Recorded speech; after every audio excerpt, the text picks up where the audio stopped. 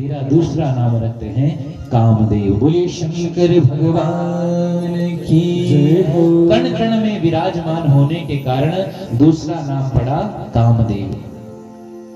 और तीसरा नाम क्या पड़ा?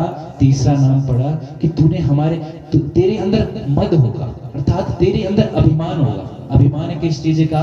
कि तू संसार की प्रत्येक वस्तु के बीच में विद्यमान होगा, इसलिए तुझे अपने ऊपर अभिमान होगा, मद होगा, इसलिए तेरा तीसरा नाम मदन होगा। बोलिए शंकर भगवान की जय हो। महाराज, पहला नाम पड़ा मनमत, दूसरा नाम पड़ा कामदेव, तीसरा नाम पड़ा मदन और चौथा नाम मन्मदनाख्यस्तं जातो दर्पासंदर्पकः। संदर्प अर्थात दर्पक। दर्पक किसे कहते हैं? दर्पक कहते हैं शीशे को।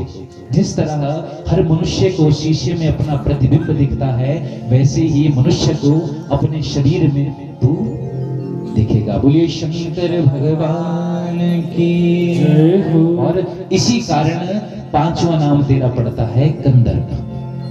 सबसे पहले कहा मनमथ, दूसरा नाम कामदेव, कण कण में विराजमान होगा इसलिए कामदेव, और तीसरा नाम तुझे अपने ऊपर अभिमान होगा इसलिए तेरा नाम मदन, चौथा नाम तू शीशे की तरह सभी को दिखाई देगा, सभी में अपने प्रतिबिंब दिखाई देगा, इसलिए तेरा नाम पड़ेगा दर्पक, और पांचवा नाम पड़ेगा कंदर्प।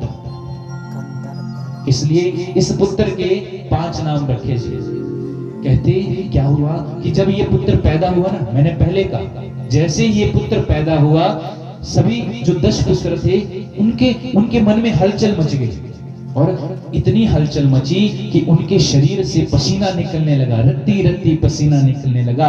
और कहते रत्ती रत्ती पसीना निकला, उसको एक पात्र में एकत्रित किया, शक्ति डाली गई, और उसी रत्ती रत्ती पसीने से एक स्त्री को जन्म दिया, और उस स्त्री का नाम रखा क्या? संध्या। रत्ती रत्ती पसीने से जो स्त्री बनी उसी का नाम रत्ती देवी रखा, और इसी रत्ती देवी का दान किसको कर दिया?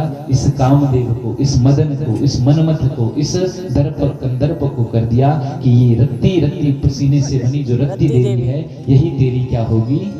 पत्नी होगी। बोलिए शंकर भगवान की जय हो। और महाराज, इससे पहले क्या होता था? जो ब्रह्मा जी ने 10 पुत्र पैदा किए, ये कामदेव रूपी पुत्र पैदा हुआ, ये क्या? ये मन से पैदा हुआ, अर्थात इसके लिए किसी भी संबंध की जरूरत नहीं होती थी, अर्थात मैथुनी सृष्टि नहीं थी, केवल मन से ध्यान किया और शक्ति से, मंत्रों से क्या करते थे? पुत्र पैदा कर दिए। लेकिन ब्रह्मा जी ने इस पुत्र को पैदा किया और क्या कहा कि आज के बाद क्या होगा? आज के बाद ये संसार कैसे चलेगा?